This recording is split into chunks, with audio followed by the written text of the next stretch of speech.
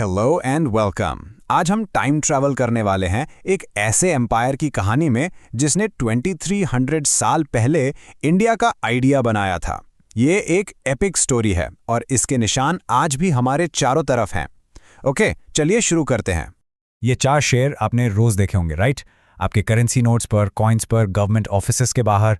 ये है हमारा national emblem, the lion capital of Ashoka. एक बहुत ही पावरफुल सिंबल है ये।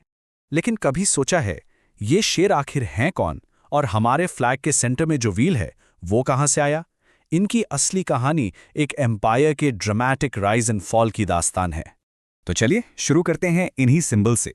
देखते हैं कि कैसे एक इतना पुराना एम्पायर आज भी हमारी आइडेंटिटी का हिस्सा है। जब इंडिया 1947 में आज़ाद हुआ तो हमें ऐसे सिंबल्स चाहिए थे जो नए देश की स्पिरिट को रिप्रेजेंट करें। और तब जवाहरलाल नेहरू ने आइडिया दिया कि चलो 2300 साल पीछे चलते हैं इन मौर्यन सिंबल्स के पास। लायन कैपिटल बना हमारा स्टेट एम्बलम और अशोका चक्र ने तिरंगे में अपनी जगह ली। क्यों? क्योंकि ये सिर्फ डिजाइन्स नहीं है, ये रिप्रेजेंट करते हैं धर्मा का गहरा आइडिया, मतलब एक ऐसा रूल जो मोरालिटी, एथिक्स और रिस्पॉन्सिबिलिटी पर बेस्ड हो। अब चलिए सीधा उस टाइम में चलते हैं जब ये एम्पायर बना भी नहीं था, जब इंडिया बस एक आइडिया था जिसे शेप मिलना बाकी था। 4th सेंचुरी BCE इंडिया उस वक्त छोटे छोटे किंगडम्स का एक कलेक्शन था जिन्हें महाजनपादास कहते थे, और ये आपस में हमेशा लड़ते रहते थे। सबसे पावरफुल किंगडम था मगधा, जहां नंदा डायनेस्टी का राज था। लोग उनसे बिल्कुल खुश नहीं थे, तो स्टेज बिल्कुल सेट था एक रेवोल्यूशन के लिए। और इस रेवोल्यूशन को अंजाम देने वाले थे दो लोग, एक यंग विजनरी चंद्रगुप्त मौर्य और उनके mentor, a brilliant strategist, Chanakya. ये हिस्ट्री की सबसे लेजेंडरी पार्टनरशिप्स में से एक बनने वाली थी। और इन दोनों ने जो किया वो इनक्रेडिबल था। टाइमलाइन देखिए, 321 BCE में उन्होंने पावरफुल नंदा डायनेस्टी को उखाड़ फेंका।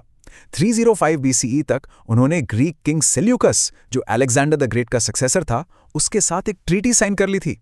इससे मॉडर्न डे अफगानिस्तान तक का एरिया उनके कंट्रोल में आ गया। और फिर अपने पावर के एब्सोल्यूट पीक पर 297 BCE में चंद्रगुप्त ने सब कुछ छोड़ दिया एक स्पिरिचुअल लाइफ के लिए। Amazing, right? चंद्रगुप्ता के बाद गद्दी पर आए उनके बेटे, वो इंसान जिसने एम्पायर के फाउंडर को उसके सबसे फेमस रूलर से जोड़ा। उनका नाम था बिंदुसारा। हम उनके बारे में बहुत ज़्यादा नहीं जानते, बट उनका रोल एब्सोल्युटली क्रूशल था। सोचिए, उनके फादर ने इतना बड़ा एम्पायर खड़ा किया था। हिस्ट्री में ऐसे एम्पायर्स अक्सर फाउंडर के जाने के बाद बिखर जाते हैं। बिंदुसारा का सबसे बड़ा अचीवमेंट यही था कि उन्होंने उस पूरे एम्पायर को जोड़े रखा, कंसोलिडेट किया और फिर उसे इंटैक्ट अपने बेटे अशोका को पास ऑन किया। और अब आते हैं उस राजा पर जिसका नाम इंडियन हिस्ट्री में अमर हो गया, अशोका। और वो एक इवेंट जिसने उन्हें और उनके एम्पायर को हमेशा के लिए बदल दिया। वो इवेंट था कलिंगा वॉर। कलिंगा, जो आज के उड़ीसा में है, एक पावरफुल किंगडम था।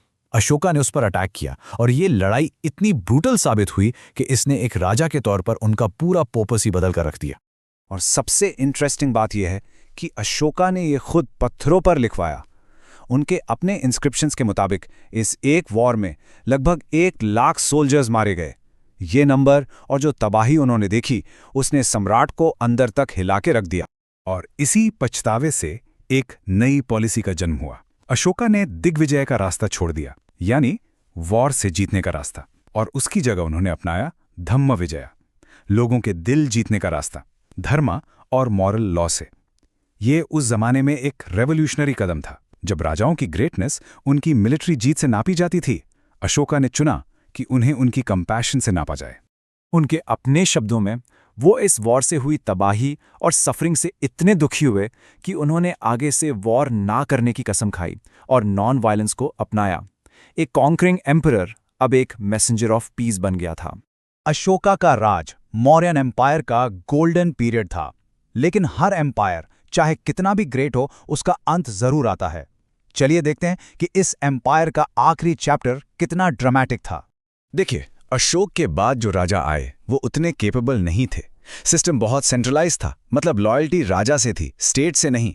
तो जैसे ही कमजोर राजा आए, सिस्टम हिलने लगा। ऊपर से इकोनॉमिक प्रेशर बढ़ रहा था, और शायद इतने सालों के पीस के बाद वो पावरफुल आर्मी भी पहले जैसी नहीं रही थी। आखिरी मौर्यन एम्परर द बृहद्रथ और उनके अपने ही जनरल पुष्यमित्र श्रृंगा को उनके रूल में कमजोरी दिख रही थी। उसे लगा कि मौर्य नाम अब ताकत की निशानी नहीं बल्कि एक बोझ बन चुका है। और अंत बहुत जल्दी आया। एक दिन भरे दरबार में पुष्यमित्र ने अपने ही राजा को चैलेंज कर दिया। उसने कहा, आर्मी ने मुझे चुना, दरबार ने मुझे चुना, आपको किसने चुना? सोचो, अपने ही तख्त पर बैठे एक राजा के लिए इससे बड़ी पब्लिक ह्यूमिलिएशन क्या हो सकती है? उसी पल बृहद्रथ समझ गए कि खेल खत्म हो चुका है, उनकी डायनेस्टी खत्म। कहा जाता है कि उनके आखिरी शब्द अपने ग्रेट एंसेस्टर से एक माफी थी। पुष्यमित्रा ने उन्हें उनकी ही फौज के सामने मार डाला और 142 साल पुराना मौर्यन एम्पायर अचानक एक वायलेंट तरीके से खत्म हो गया। तो एम्पायर खत्म हो गया, पॉलिटिकल पावर चली गई, लेकिन जैसा मैंने शुरू में कहा था, कुछ चीजें कभी नहीं मरती। चलिए अब लेगेसी की बात करते हैं। जरा एक नजर इस एम्पायर की स्केल पर डालिए। ये 142 साल चला, 9 सम्राट आए, लेकिन इसका साइज देखो। अपने पीक पर ये 5 मिलियन स्क्वायर किलोमीटर्स का एरिया कवर करता था, अफगानिस्तान से बंगाल तक। ये हिस्ट्री का पहला और ट्रू पैन इंडियन एम्पायर था। तो सबसे इंपॉर्टेंट पॉइंट ये है, डायनेस्टी खत्म हो गई, पॉलिटिकल बाउंड्रीज बदल गईं, लेकिन अशोका का आइडिया ऑफ धम्मा, एक यूनिफाइड इंडिया का आइडिया जो एक एथिकल कोड पर चले, और उसके पावरफुल सिंबल्स, वो जिंदा रहे, वो इमॉर्टल हो गए। और ये हमें एक आखिरी सवाल पर लाकर छोड़ता है। बड़े बड़े एम्पायर्स, पावरफुल डायनेस्टीज सब वक्त के साथ मिट्टी में मिल जाते हैं, लेकिन आइडियाज वो कैसे जिंदा रहते हैं सदियों तक, जनरेशंस तक? सोचने वाली बात है। हेलो एवरीवन, आज हम टाइम ट्रैवल करने वाले हैं इंडिया के पहले ग्रेट एम्पायर की कहानी में, द मौर्यन एम्पायर। ये कोई सिंपल हिस्ट्री लेसन नहीं है। सोचो, ये एक एपिक फिल्म जैसी स्टोरी है जिसमें एम्बिशन है, पॉलिटिक्स है, डिस्ट्रक्टिव वॉर्स हैं और एंड में आती है फिलॉसफी। तो चलिए सीधा शुरू करते हैं। तो यही है हमारा $1 मिलियन क्वेश्चन। एक ऐसा पावरफुल एम्पायर जिसने लगभग पूरे इंडियन सब कॉन्टिनेंट को एक झंडे के नीचे ला दिया था, आखिर वो टूटा कैसे? इस सवाल का जवाब ढूंढने के लिए हमें स्टोरी के बिल्कुल स्टार्टिंग पॉइंट पर जाना पड़ेगा। Act 1, the foundation. चलिए 4th सेंचुरी BCE के इंडिया को इमेजिन करते हैं। एकदम पॉलिटिकल केओस, छोटे छोटे किंगडम्स आपस में लड़ रहे हैं।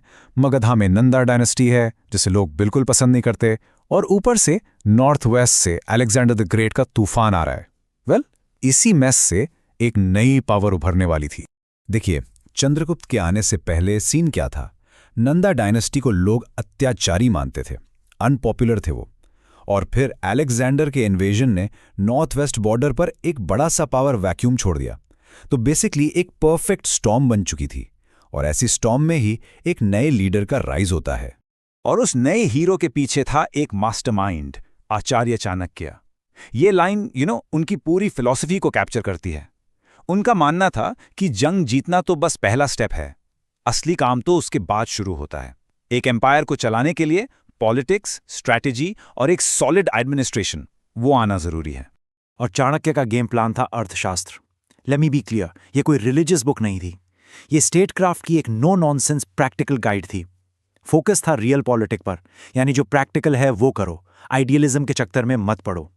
उन्होंने एक जबरदस्त स्पाई नेटवर्क बनाया, स्टेट के रिसोर्सेज पर कंट्रोल किया, और नंदा डायनेस्टी को अंदर से कमजोर करने के लिए साइकोलॉजिकल वॉरफेयर का भी यूज किया।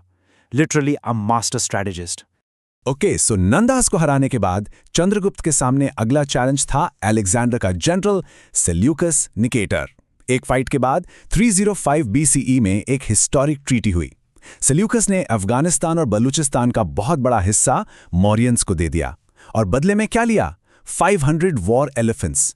सोचो, 500 हाथियों के बदले इतनी जमीन। ये चाणक्य की डिप्लोमेसी का एक मास्टर स्ट्रोक था। अब यहां स्टोरी में एक अनबिलीवेबल ट्विस्ट आता है। अपनी लाइफ के एंड में इस पावरफुल सम्राट ने सब कुछ छोड़ दिया। सोर्सेस कहते हैं कि वो जैनिज्म के फॉलोअर बन गए और उन्होंने सल्लेखना प्रैक्टिस की, यानी फास्टिंग अनटू डेथ। एक वॉरियर किंग का इतना स्पिरिचुअल एंड ये मौर्यन डायनेस्टी की कॉम्प्लेक्सिटी को आपसे बेहतर दिखाता है। चंद्रगुप्ता के बाद उनके बेटे बिंदुसारा आते हैं। हिस्ट्री में उन्हें अक्सर उनके फेमस फादर और उनके लेजेंडरी सन अशोका के बीच में बस एक प्लेस होल्डर किंग माना जाता है। बट वेट, क्या सच में ऐसा था? चलो पता करते हैं। ग्रीक राइटर्स बिंदुसारा को अमित्रोघातिस कहते थे। ये नाम संस्कृत के अमित्रघाता से आया है और इसका मतलब है स्लेयर ऑफ एनिमीज, दुश्मनों का नाश करने वाला। ये टाइटल सुनकर तो बिल्कुल नहीं लगता कि वो कोई कमजोर राजा थे। इनफैक्ट इससे पता चलता है कि उनका अपने दुश्मनों पर पूरा कंट्रोल था।